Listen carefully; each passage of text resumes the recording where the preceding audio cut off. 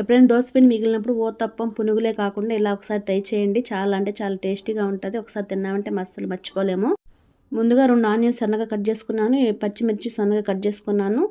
ఆయిల్లో కొంచెం ఆవాలు జీలకర్ర వేసి గోల్డెన్ బ్రౌన్ వచ్చే విధంగా ఆనియన్ పచ్చిమిర్చి అయితే వేయించుకోవాలి. అదే విధంగా కొంచెం కరివేపాకు కూడా వేసుకోవాలి. అక్కడ వీడియోలో స్కిప్ అయిపోయిందండి. వేయించుకున్న వాటిని ఇలా దోసపిండి బ్యాటర్లో వేసేసుకొని ఒకసారి నీట్గా కలిపేసుకోవాలి.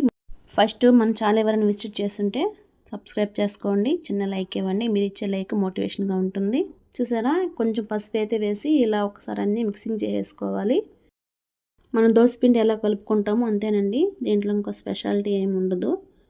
మరి వాటర్ ఏమి ఎక్కువ వేయకుండా పలచగా లేకుంటే సరిపోతుంది. ఇలా కలిపేసుకున్నాక దోసపిండి పక్కన పెట్టుకోవాలి. తర్వాత స్టవ్ ఆన్ చేసి ఒక ప్యాన్ పెట్టుకొని ఆయిల్ అయితే వేసుకొని ఇలా 2 పక్కల గోల్డెన్ బ్రౌన్ కలర్లో వచ్చే విధంగా నీట్గా అయితే ఇలా కాల్ చేసుకోవాలి. కాల్ చేసుకున్నాక దీనిలో పల్లీల చట్నీ అయినా సరే, పల్లీల పొడి అయినా సరే, లేదంటే నార్మల్గా కారపొడి అయినా సరే చాలా అంటే చాలా బాగుంటుంది.